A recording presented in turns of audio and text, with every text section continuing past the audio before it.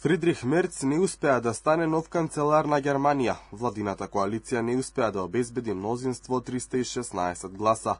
Лидерот на ЦДУ-ЦСУ доби поддршка од 310 пратеници во германскиот Бундестаг, а 307 гласа против во првиот круг.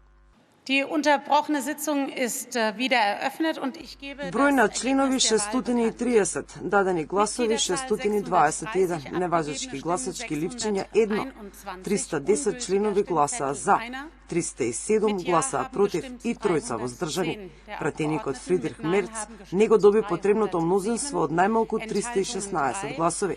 Во согласно со член 63.2 од основниот закон, тој не е избран за канцелар на Германија. Пратениците во германскиот парламент имаат следни 14 дена да изберат канцелар. Во секој случај, политичката криза во која се најде оваа земја која има најмоќен глас во Европа, за прв пат во историјата очекувано ќе се одрази врз движењето во Европската унија. Мерц предупредува дека германската демократија е во слободен пат. Geeinte Europa ist bedroht.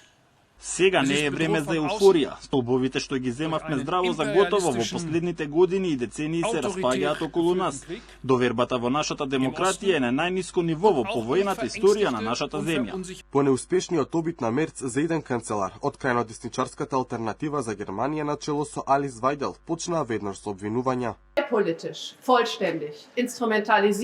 Фактот дека личности како Фридрих Мерц, кој привлече внимание со кршење на сите своји предизборни ветувања, воопшто се споменува на изборите за канцелар, многу зборува за политичката состојба на нашата земја.